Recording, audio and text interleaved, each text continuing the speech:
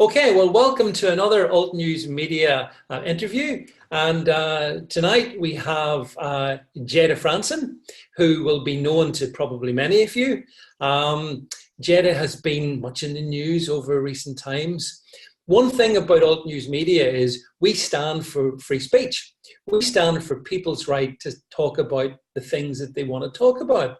And, that doesn't always mean we agree with them. Doesn't mean we disagree with them either. It just means that free speech is a wee bit like, being pregnant. You either are or you're not. You've either got it or you haven't. So first of all, a very warm welcome to you, Jayda, and perhaps we can just chat about the world as you see it now.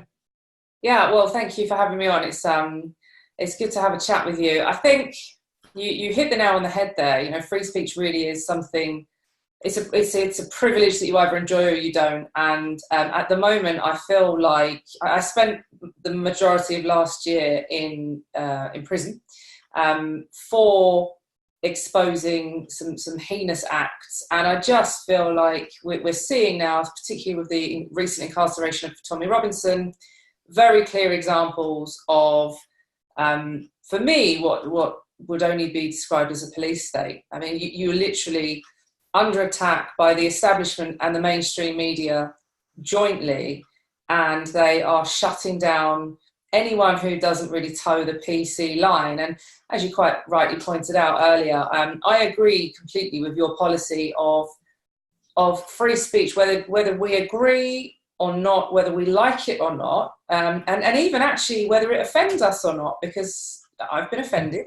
It doesn't happen often. I'm pretty thick-skinned, but I do, on the odd occasion, I get offended. But that's okay. It's all right to be offended.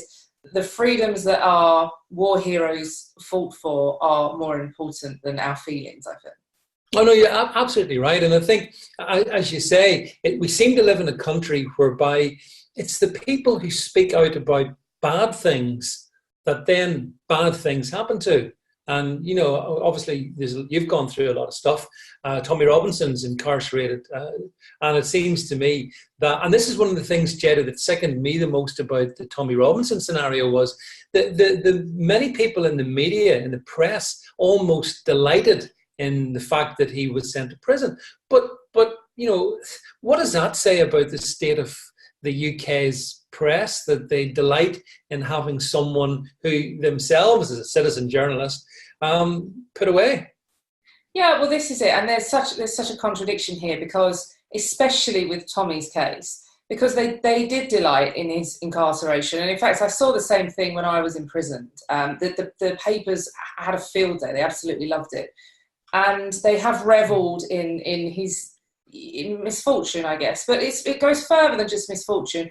I remember being in a prison yard last year, around this time last year, and one of the screws was having a chat with me. He wasn't able to tell me his political persuasion, but he was from Ireland, and he basically indicated, and I think his name kind of gave away, that we might have some opposing views. But he also said that he respects my stance on taking a stand for what I believe in, and I think in his former years he might have been engaged in some level of activism. And whilst we were having this chat in a prison yard when I was about to be locked back in a cell for another 23 hours, whatever it was, we discussed the fact that we are all one mistake or decision away from incarceration. And particularly with Tommy's case, here you have the mainstream media absolutely delighting and revelling in his incarceration, which could ultimately could lead to his demise, because we understand that he's in Belmarsh. It's a very dangerous place, and he's a marked man. But they're revelling in the fact that he's been incarcerated for their job. So basically what they did to him on the day that he was sentenced, which was just ask him how he felt, he had done to some grooming gang. Well, now they're convicted, so we can call them what they are. They were rapists, child rapists. And for simply asking that question, he was incarcerated because they felt harassed. And it was exactly the same thing for me last year. I basically went and exposed these men because they were all on bail, and the local community, I felt, had a right to know that these men are all on bail.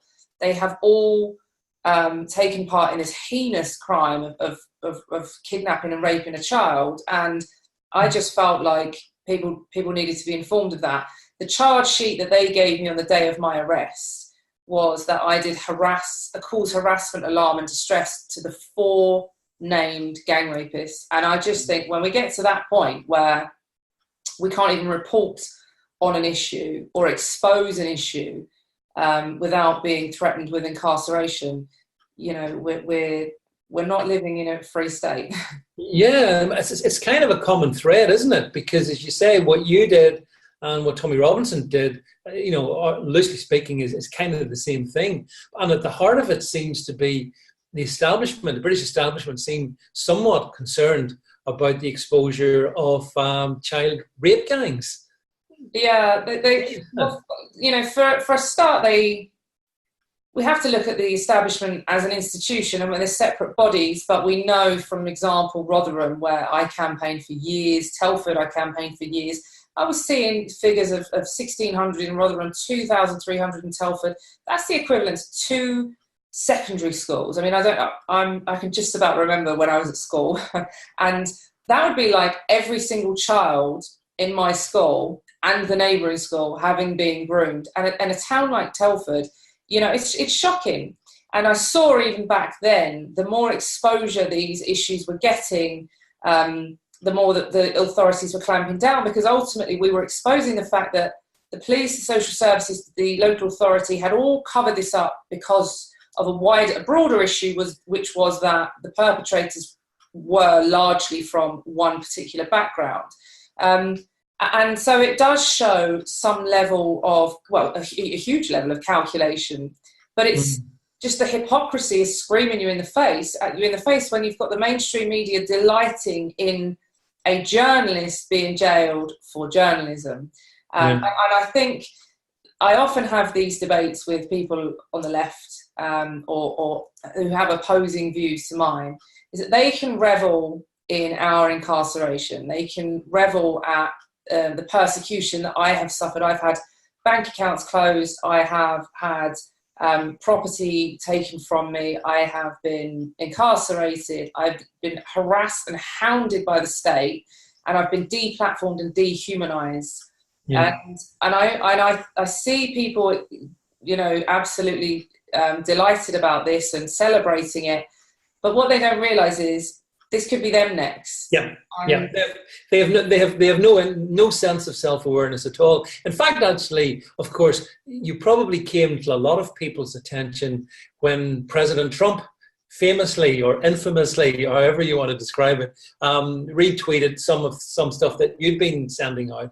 And I mean, I think obviously, Jayda, going back just very briefly to that period of time, you became very prominent very, very quickly because of the power of President Trump. And it obviously annoyed the establishment here enormously. And that's when the deplatforming then started to come a bit after that, didn't it? Because if I may say, that's the thing you see that bothers me the most, people being deplatformed. It's one of the reasons this platform exists, because they can't deplatform this particular platform. But it bothers me that people can't speak out.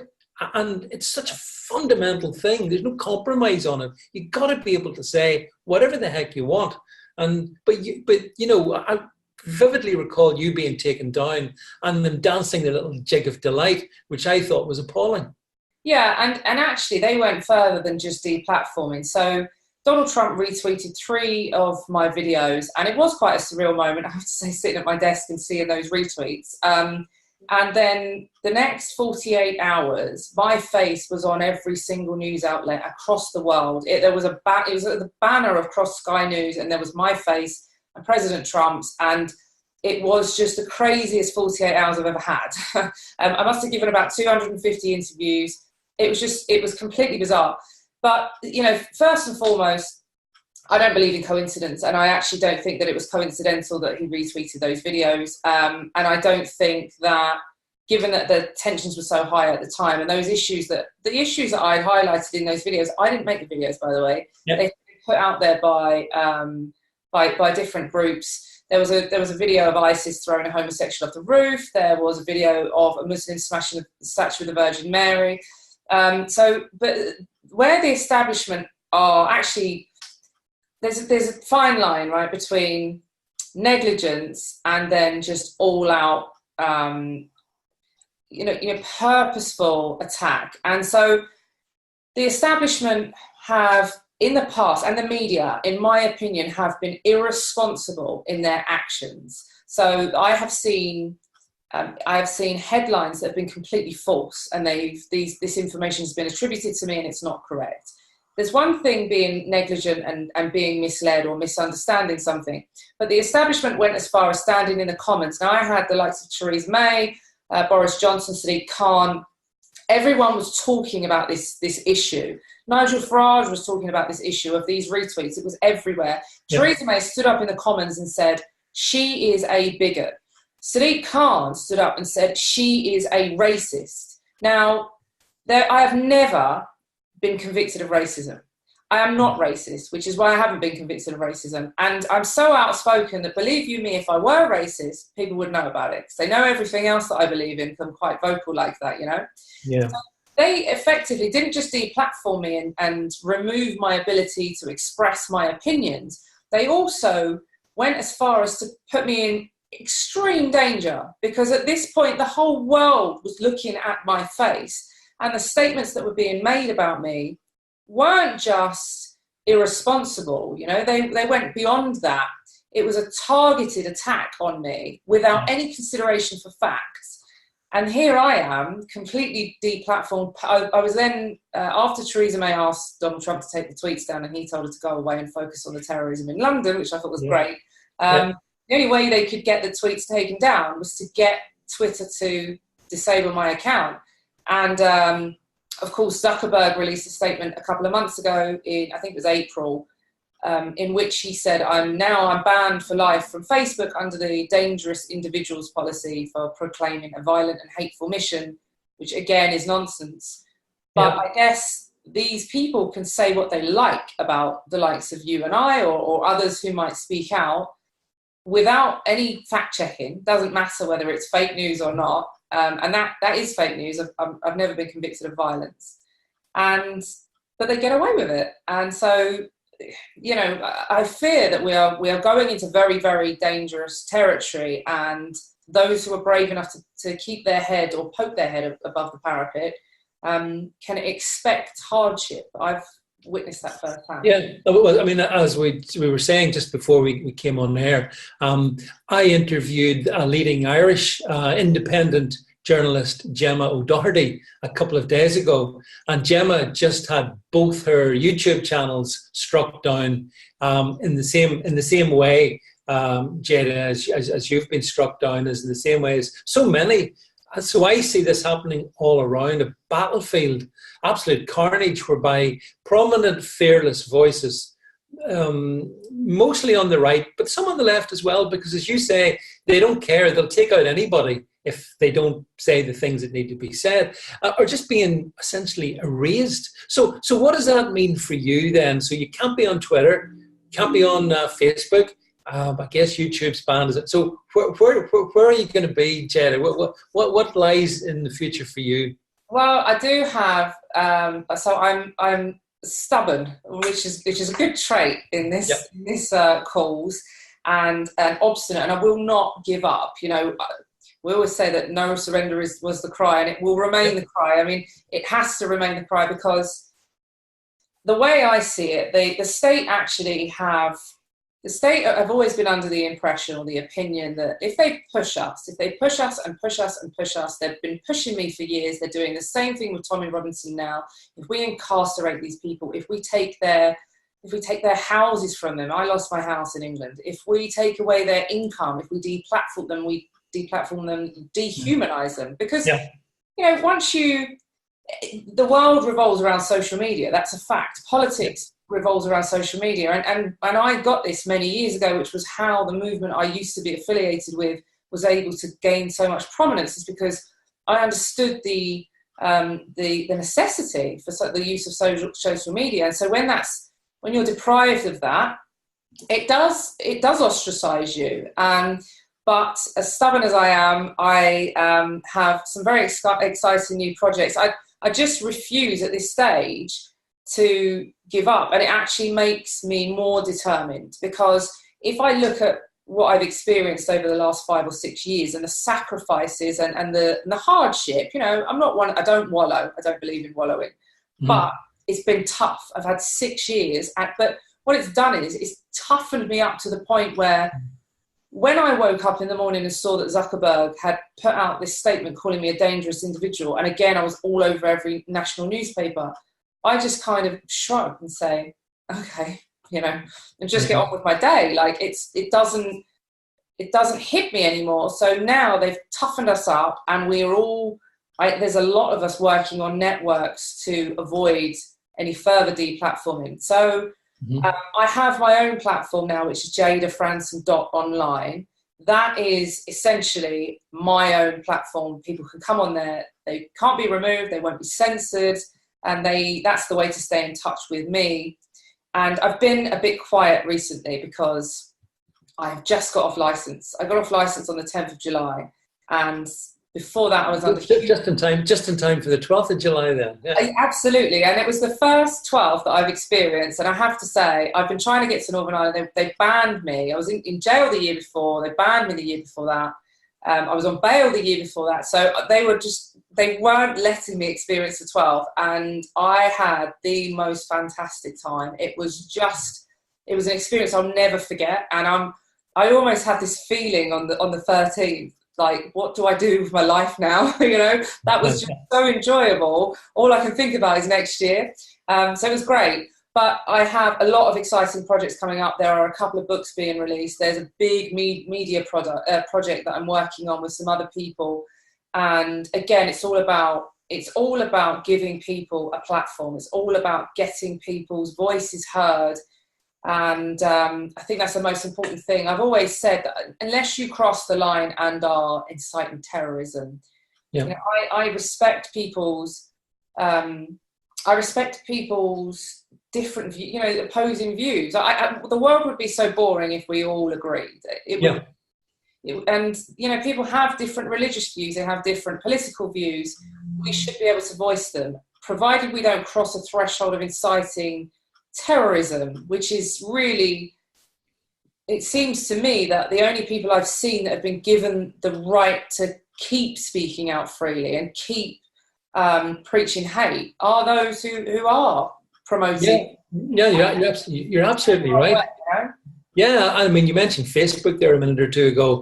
I mean, Facebook allows the likes of Hamas and other terrorist fronts, if not outright terrorist groups, to publish whatever they want, seemingly without impunity. So it's really strange, isn't it? That but I think something you said there, what you've gone through over the last 6 years, and the other thing being social media is just crucial, because we live in that age. And I think, Jayda, back in 2016, whenever we had Brexit and we had Trump, the big social media giants suddenly woke up and thought, what the, we got to stop these people, because some of us become pretty adept at using social platforms and recognizing that, a tweet can get around the world before, sort of people can blink. So I think that was the moment of recognition that, God, we mustn't allow these kind of things to be, people like us to be able to get our opinions out. And ever since, they've gone about the deplatforming. And, so that's why I think, you see, I resent the fact that people like you have been deplatformed for the very simple reason, maybe selfish reason, that they'll come for me as well. And also, to everybody watching this, they'll come for you if you dare speak up. And if we don't speak up, then we're captives. We're just slaves, and we mustn't be that.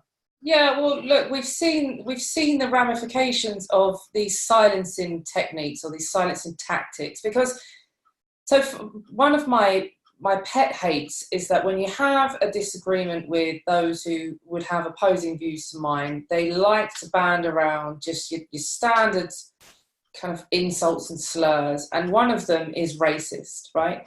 If you have an issue with a religion, that doesn't make you a racist, because, you know, religion and race are two separate things. Yep.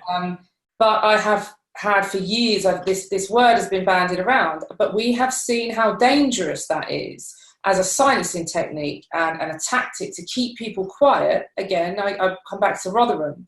In Rotherham, social services and the police they refused to highlight the fact that the perpetrators of the grooming gangs there were predominantly Pakistani Muslim men, because they were fearful of being labelled racist.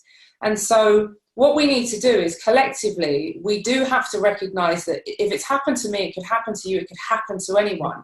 Yeah. And we're not talking about minor issues that we can just ignore. This isn't a matter of something small happening and we all still get on with our lives. We're talking about the safety of our children. We're talking about the erosion of our culture and our heritage. And so it really is, it's do or die. Like, we have no choice. We have to speak out. And if we do that collectively, then suddenly these slurs and these tactics that they use to silence us, they don't work anymore. But the alternative, I fear, is that if we do allow them to silence us, if we are bullied into a state where we say we wouldn't dare speak out because we don't want to be labelled like that or be deplatformed, then what's at stake is far too great. We're talking about humans and they're, you know, our children. So for me, I think we just have to keep going. There are some platforms now that people are using, their alternatives. So I still have a YouTube channel, although the last video I put up, I had 300 emails from YouTube. I think about 100 of them actually came through on the 12th whilst I was having a wonderful time. And the same message came 300 times saying that my video has been restricted. So I kind of got the message there and feel like my video might be being restricted. I also have a BitChute channel which hosts videos, and I will be completely honest, I have been bullied by my colleagues, but very rightly so, into pulling my finger out and getting onto Telegram. There is currently a Jayda Fransen supporters group on Telegram, and people post to it, and I've seen some of the stuff that's in there. I am well aware that I need to jump onto that platform, and that's a way that people can see original content from me. I'm going to be launching that within the next few days. And then really, if I want to put out a live video, you know, or a short video and reach people in real time within minutes of something happening or something that I've said, Telegram is the way forward. So so once I've got that set up and it's launched, I will email everybody who has subscribed to my website. So if people want to stay in touch, they go to jaydafransen.online, just subscribe to the emails. Obviously it's free, they just come through with updates, and then I will send you the link to join my Telegram app, and let's see how long we all last on there, you know?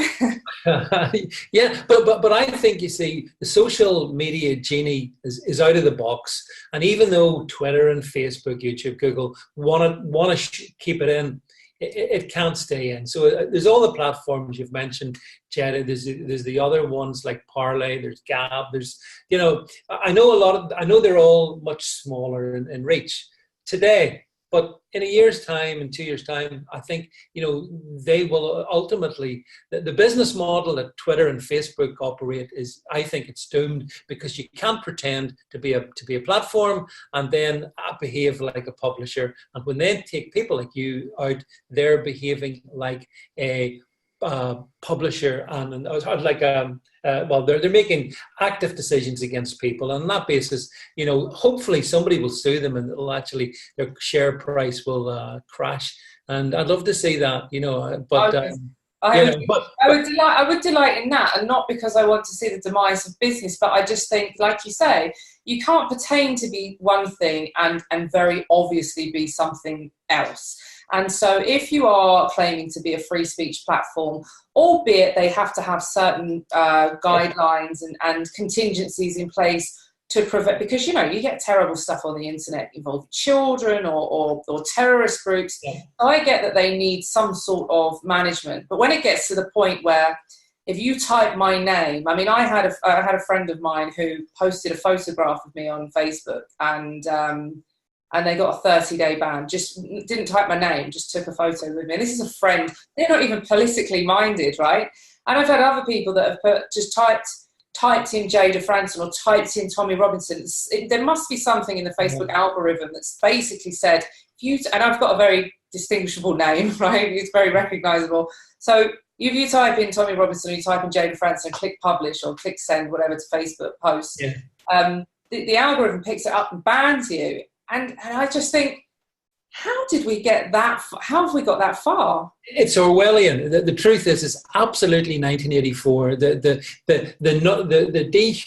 You said this earlier, Jayda. It's dehumanizing selected targets. Yeah. And from platforms who say, by the way, you mustn't use language that dehumanizes people. So, bit of a problem there. But nonetheless, that's what they do. So, no, I think it's appalling. And that's why I think at the very heart of everything that we should be doing is preserving the right of people to just say what they want. And another thing can I touch on? You mentioned hate speech. And the fact is that, everyone's entitled to their point of view, but I think there are people, particularly on the left, who want to close down all other voices because hate speech equals stuff they don't want to hear. But that's infantile as well as being tyrannical, isn't it? It is tyrannical. And the thing I've just been, so I went on trial within the last few months. I've just been on trial in Northern Ireland for 2 separate offences. I gave a speech outside City Hall a couple of years ago now. Yep. Time flies when you're incarcerated and having fun, but not at the same time.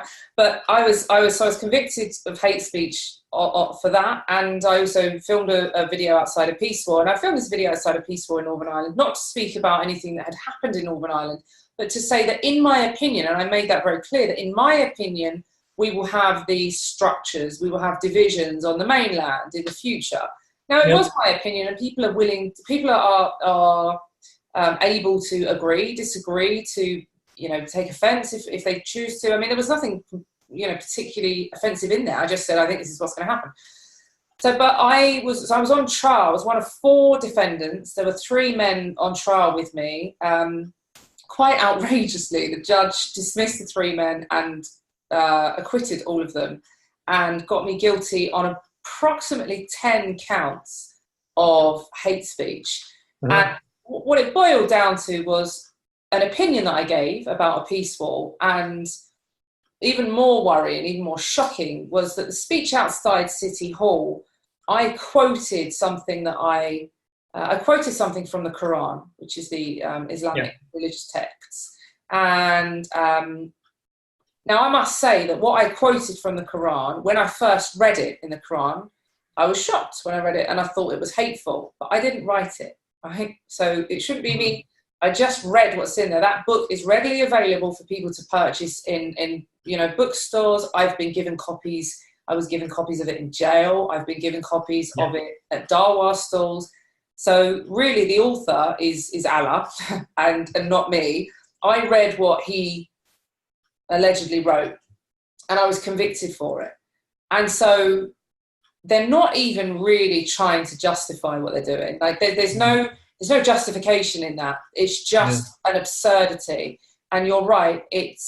All it is look, we don't like this. We don't like what she stands for. We don't like what he says. We don't like what they collectively might come together and expose.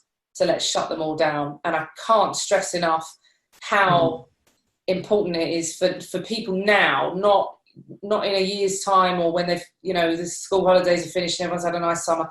Right now, just do what you can, whether it's signing a petition or, just highlight the issue and raise awareness. I think one of the things that disturbed me most about what happened to you here in Northern Ireland, which is where I am, is in a sense, Northern Ireland is actually the consummate totalitarian little state, because we have a politicised policing, we have a very unusual political caste, including convicted terrorists, as you know, bombers, etc. They're just the normal political landscape here. So the fact that you were singled out in a country that's got like an Old Bailey bomber running around the place, masquerading as someone we should listen to.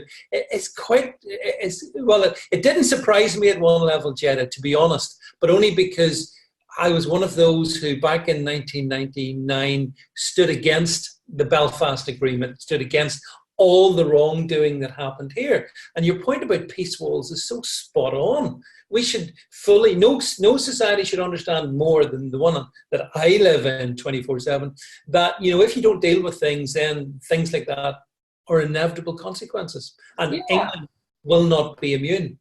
And it's already, look, without the walls, we've already got division, and we've already got, we have the blueprint for civil war, civil unrest, because our government has enabled, on the mainland, our government has enabled us to, or enabled people coming into our country to colonise areas and to form ghettos and no-go zones. And, Northern Ireland is a very unique place, and I feel very privileged, actually, that I now live in that part of the UK, and it really is, for me, the last stronghold of Britain. Like, the mainland, unfortunately, is largely, it's gone, it's fallen. We have a Muslim mayor who has, he's stood on platforms with Islamic terrorists, and like you say, when you've got terrorists holding positions of power, or those who are rubbing shoulders with them, where does that leave us all? Who's governing us? And so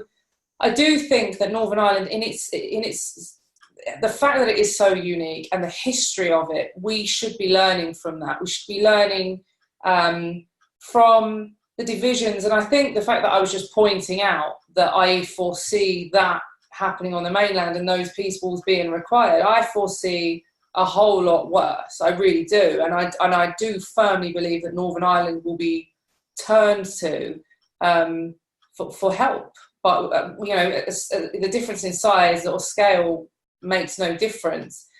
The mainland hasn't suffered. I'm English. We haven't suffered. We haven't known. We know very little. Even growing up, we were taught very little about the conflict in Northern Ireland. Yeah. And so I find when a country hasn't suffered within recent generations, so we fought the 2 world wars and we won. If you look at across the waters at places like Poland or Hungary, you look at parts of Europe that have, within a generation, have lived under extreme oppression. They've lived under communism, under, these people, you can see it on their faces, you can feel it. They've been through such suffering, and that's why now they will protect their rights to the death, because they appreciate how quickly they can be removed, and they remember when they didn't have them. See, on the mainland, we haven't had that. And so I do think that they were making an example of me in Northern Ireland, I guess. Yeah. It was essentially, some may have seen it as a show trial. I'm very familiar with the media reporting on it. I mean, again, in a country that has seen mass murderers installed as deputy first minister, in that sort of a country, and hailed as a peacemaker, and then you, for saying the relatively innocuous things that you said, turned into the most wicked person ever. You got to wonder about the sort of society, we have become too, in a different way than in England, for sure, Jayda. But I think the important thing is ultimately that resilience, the Northern Ireland expression, no surrender, is quite a good one. Never give up and keep on going. So just to bring things to an end, can perhaps, again, for the benefit of all those watching this, can you just remind them how they can get in contact with you, follow you, find out what you're doing? Just go through the different ways they can do that again. Yeah, sure. So as I said before, the YouTube channel remarkably is still in existence, although it's under extreme restriction. You can find me on BitChute. You will be finding me on Telegram very shortly. I have been a bit lax with Telegram because I spent last year in prison, and I came out and I was deplatformed from Facebook. And so social media has changed a lot in that year. So I'm getting to grips with Telegram. I'm making excuses for myself now, people, but I'm getting to grips with Telegram. I'm launching a page on that soon, and it will be me speaking directly to people. So the way to stay on top of all of that is just to go onto one platform, which is jaydafransen.online. You can go on there. It's my website. There's content on there from me, videos, articles, and you can sign up to my emails. Of course, it's free. So sign up, subscribe to my email bulletins, and I will stay in touch with you all. And that is the way to beat the big tech social media bullies, who, I agree with you, I think they're on borrowed time. People have had enough of their tactics. So stay in touch with me at jaydafransen.online, and there's plenty more to come. Right. Okay, Jayda, can I wish you every best wish for the future. Thanks for taking the time to spend with us this evening, and we'll all catch up with everyone in our next Alt News Media podcast. Bye for now. Bye-bye.